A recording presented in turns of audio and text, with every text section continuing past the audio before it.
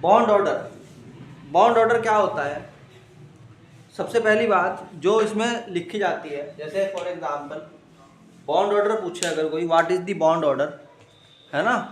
तो bond order सब याद कर लेंगे। अच्छा जी, बॉन्ड ऑर्डर तो वो था बॉन्ड ऑर्डर। तो बॉन्ड ऑर्डर निकालने का मतलब क्या है कि सबसे पहली बात याद रखना इसके अंदर पूरे टॉपिक में, जहाँ से मुझे पता है कि वो पूछेगा सवाल तुमसे, वो है कि किस रूल के अकॉर्डिंग, तुम कहो जी लुईस डिस्क्रिप्शन के अकॉर्डिंग, एज पर Lewis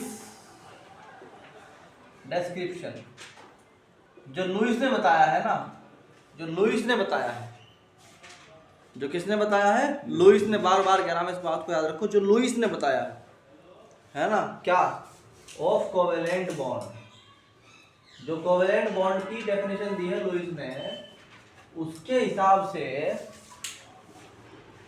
number of bonds between two atom, number of, बोलो भाई, बॉन्ड्स बिटवीन टू एटम्स, दो एटम्स के बीच में, बोलो भाई कितने बॉन्ड्स हैं?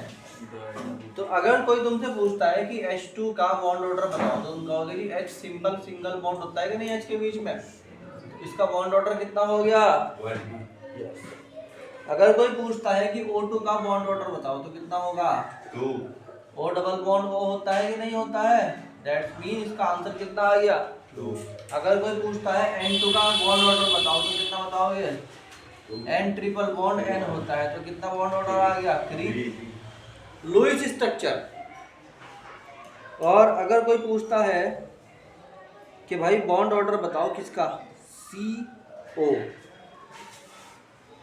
अभी कुछ कैडे क्वेश्चन क्या आएंगे। फॉर एग्जांपल कोई पूछता है what is the bond order for F2। F2, F को याद करो जरा, F कौन है? Fluorine, chlorine, bromine, iodine. तो F2 में जो है, F के पास कितने इलेक्ट्रॉन थे लास्ट में लुईस के अकॉर्डिंग? 7। दूसरे F के पास भी कितने हैं? 7। ये क्या करता है? ऐसे क्या करता है? ओवरलैपिंग करता है। जब बॉन्डिंग बनाएगा तो F सिंगल बॉन्ड F। कोई प्रॉब्लम? तो इसका कितना आया आंसर? It is also 1। अगर कोई पूछता है O2 negative, O2 double minus या 2 निगेटिव, तो क्या होगा इसका? कौन बताएगा? देखो भाई मेरी बात ध्यान से सुनो।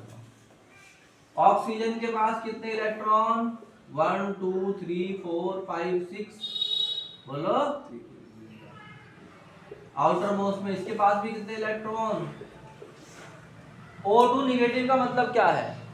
अरे भाई O2 निगेटिव का मतलब क्या है? एक इलेक्ट्रॉन बाहर से, एक इस पर, एक इस पर, एक निगेटिव साइन इसको मिला, एक निगेटिव साइन इसको मिला। अब ये बॉन्डिंग बनाएगा,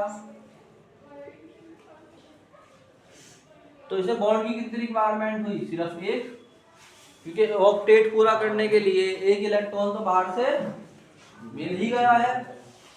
तो क्या होगा?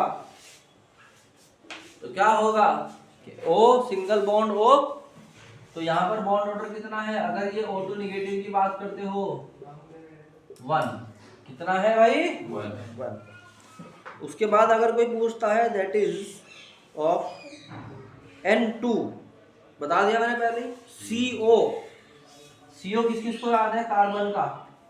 जब कार्बन के पास पहली बार क्या रह गया था? एक लोन पेयर रह गया था। तो CN में क्या होता है? 3 बॉन्ड होते हैं, है याद? और इसका भी बॉन्ड ऑर्डर कितना हो गया? 3। NO plus, NO plus, NO plus, NO plus में क्या होता है? N triple bond O।